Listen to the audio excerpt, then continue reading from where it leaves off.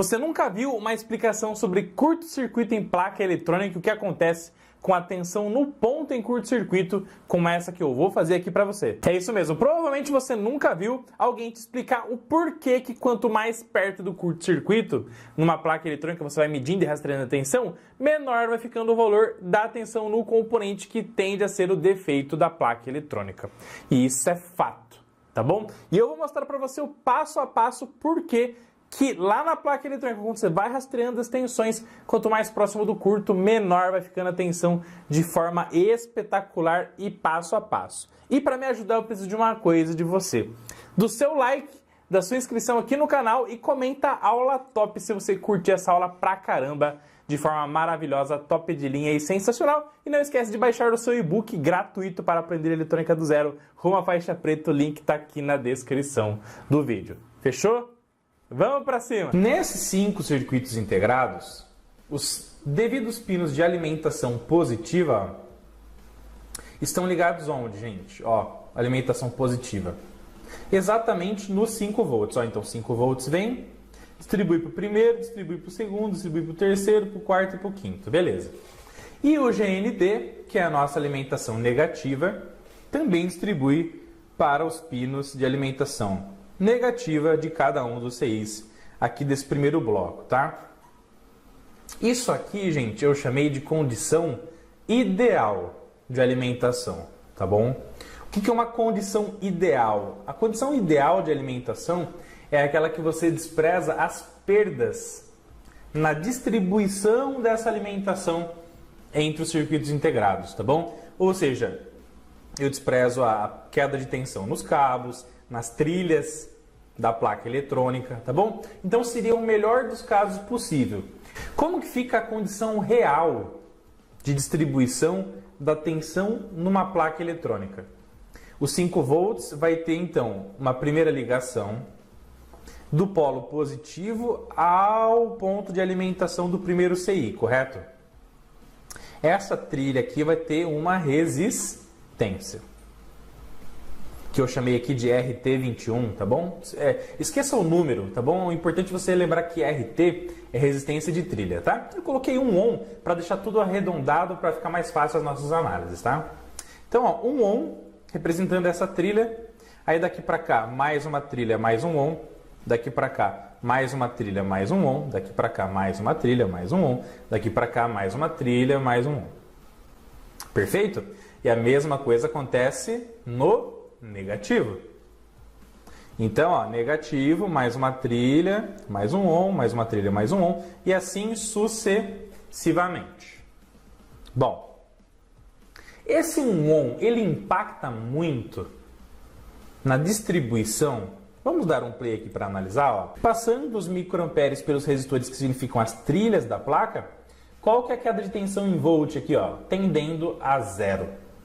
Tá bom? Inclusive eu posso pegar e parar aqui, ó, e transformar o volt em microvolt, ó. E aí sim ele vai marcar um valor aqui, ó, 20 microvolt, tá vendo? Só que 20 microvolt é 0,000020. Então na conta total não faz muita referência, não é relevante esse número, tá bom? Mas nessa primeira página o que você tem que lembrar? Que existem resistências nas trilhas e que circulando corrente elétrica por elas vai ter uma queda de tensão, mas se tudo estiver em bom funcionamento, ou seja, CIs com alta resistência vai circular baixa corrente, a queda de tensão acaba sendo insignificante nesse momento, tá bom? Quando vocês estão em bom funcionamento. Então, meus queridos, como a nossa querida corrente elétrica sempre tende a ir para o caminho mais fácil, circular pelo caminho mais fácil, o ponto central onde todos os elétrons, ou a maioria deles, vai buscar circular é pelo curto. Então, olha só que show de bola incrível e sensacional. No momento que gerou o meio ohm, no circuito integrado que apresentou falha, apresentou problema total de funcionamento, entrou em curto entre o ponto de alimentação positiva e negativa, o que vai acontecer? Se aqui é a baixa resistência, o fluxo majoritário, olha que palavra bonita, o fluxo majoritário de elétrons vai circular nesse trecho que eu estou sinalizando aqui para vocês, ó.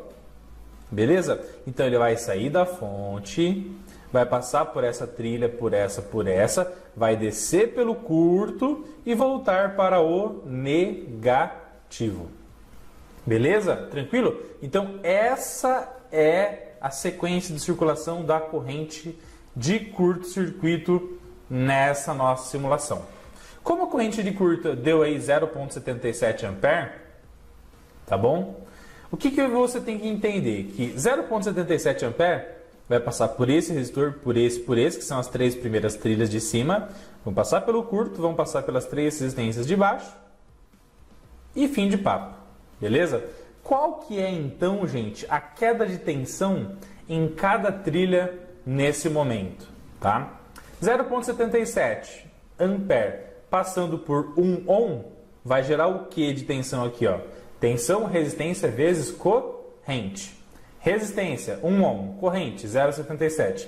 Então aqui, nessa primeira trilha, já vai ter uma queda de 0,77 volt. Então quantas vezes nós vamos perder 0,77 volt? Vamos perder uma vez nesse cara, outra vez nesse cara, outra vez nesse cara, tá bom? Então só aqui a gente já perdeu 0,77 vezes 3. Depois a corrente vai voltar para o negativo, então vai perder mais 0,77 aqui, aqui e aqui. Ou seja, você vai ter uma queda de tensão, tá bom? Se a gente arredondar para 0,75, vai 0,75 daria 1,5 volt em 2, 2,25 em 3. Perfeito? 2,25 mais 2,25, com aqui a parte de baixo, 4,5. Ou seja, resta apenas meio volt, ou próximo a isso, né? 0,38 nesse caso, para o CI que está em curto-circuito.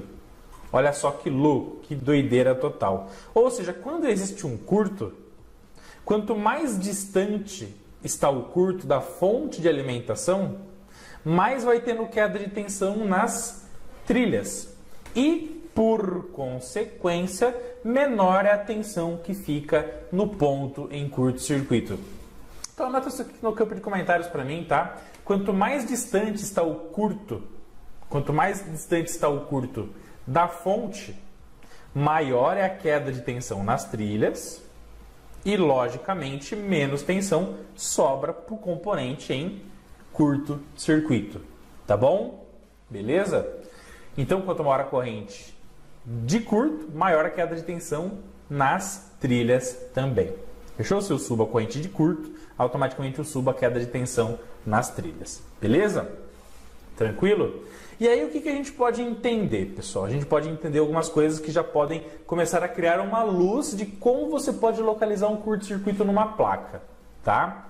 Beleza? Ainda não é o grande finale que eu quero ensinar para você, mas já pode te ajudar bastante no seu dia a dia.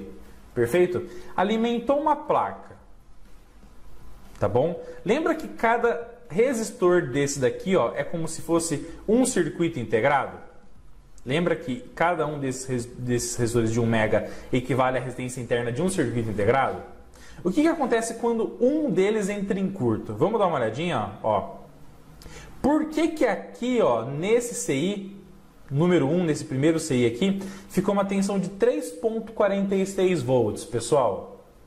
Porque tudo na nossa vida eletrônica é análise de malha.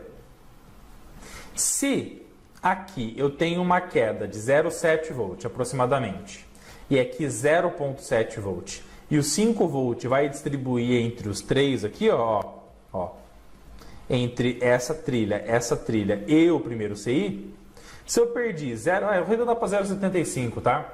0,75 aqui e 0,75 aqui, eu perco 1,5 volt. Nessa análise de malha aqui, ó, se eu perdi 1,5 volt nas trilhas, só sobrou para esse primeiro CI 3,5 volt. Fechou? Tranquilo? Vamos analisar o outro CI. Por que aqui ficou aproximadamente aí 1,9, 2 volt? Tá? Por quê? Porque vamos lá. Para a gente analisar a tensão desse cara, você tem que analisar a análise de malha completa. Ó. Perfeito? E para fazer a análise de malha completa, para a tensão chegar aqui, automaticamente a gente tem que analisar o quê? Que a corrente vai circular nessa malha, vai ter uma queda de tensão aqui, aqui, aqui e aqui. Então a cada 2 perde 1,5 volt, né? Então 1,5 volt mais 2 daqui 3, 5 menos 3 volts que perderam nas trilhas, sobrou quanto? Aproximadamente 2 para esse resistor que simboliza o CI número 2, tá bom? Beleza? E aí, automaticamente, se a gente tem aqui, ó, para o curto-circuito, que está nesse ponto aqui, 0,38, por que ficou isso aqui? Porque daí eu tenho 6 resistores, 6 resistores, se a cada 2 eu perco 1,5 volt, 1,5 volt, 3, 4,5. Eu tive 4,5 volt de perda e sobrou aproximadamente 0,5 volt para o curto-circuito, tá? E aí, olha só que interessante. Você já conseguiu aprender uma outra coisa de uma forma indireta. Tá bom? Esse CI aqui tem curto? Não, tá bom. Ficou com uma tensão de 3,5. Esse circuito aqui tem curto? Não, tá bom. Ficou com 0,92. Esse circuito aqui tem curto? Tá. Qual foi a tensão que ficou? 0,38. Perceba, 0,38 é a menor tensão do que os outros que estavam bons. Então, quanto mais próximo você está do curto-circuito, no momento que você tiver medido uma tensão na placa eletrônica, menor tende a ser a tensão, gente. Anota isso aqui para mim no campo de comentários, tá? Quanto mais próximo do curto-circuito você está, numa análise de tensão numa placa eletrônica, menor vai ser a tensão medida naquele ponto. Sensacional o rastreamento do curto-circuito a partir da queda de tensão. Você acabou de ver ali na prática, na simulação, passo a passo, que quanto mais próximo do curto, menor é a tensão. Tem as quedas de tensões nas diversas trilhas que distribuem a tensão elétrica na nossa placa eletrônica.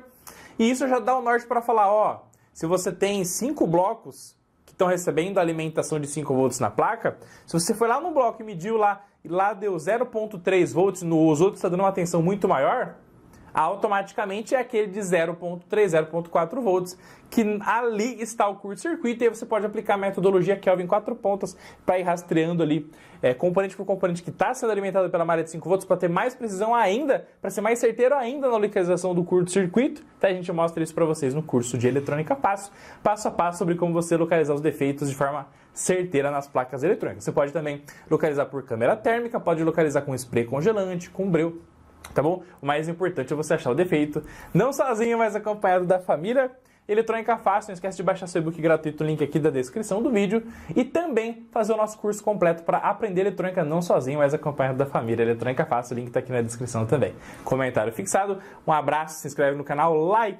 Se chegou até aqui, comenta eu cheguei no campo de comentários. Vejo vocês nos próximos vídeos. Um abraço, tamo junto, fiquem com Deus e vamos pra cima. Até mais!